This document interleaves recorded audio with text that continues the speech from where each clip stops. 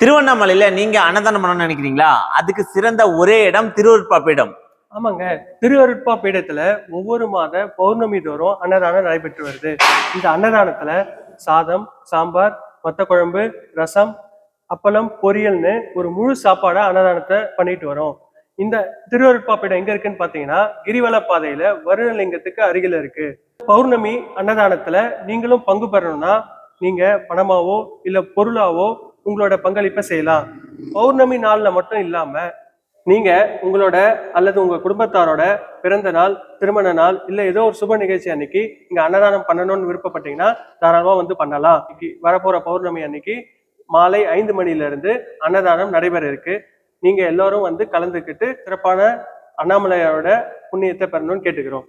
ஆமாண்ணா, நீங்க வந்து பாத்தீங்கன்னா இது ஒரு சேவையா பண்றீங்க. கிரிவல பக்தர்களுக்கு பசிய வந்து போக்குறீங்க. ரொம்ப ஒரு மகிழ்ச்சியான செய்தி. பக்தர்களே, நீங்க அன்னதானம் பண்ணணும் அப்படின்னு நினைச்சீங்கன்னா அண்ணனை கான்டாக்ட் பண்ணுங்க. அதுக்கப்புறம் இந்த அன்னதான சேவையில வந்து கலந்துன்னு நீங்க சேவை செய்யணும் அப்படின்னாலும் செய்யலாம். அதுக்கப்புறம் எல்லாருமே வந்து சாப்பிட்டு திருப்தியா கிரிவலம் சுத்திவாங்க. அண்ணாமலையோட அருள் உங்களுக்கு எப்பவுமே இருக்கும். ஓம் நமச்சிவாய. பாய்.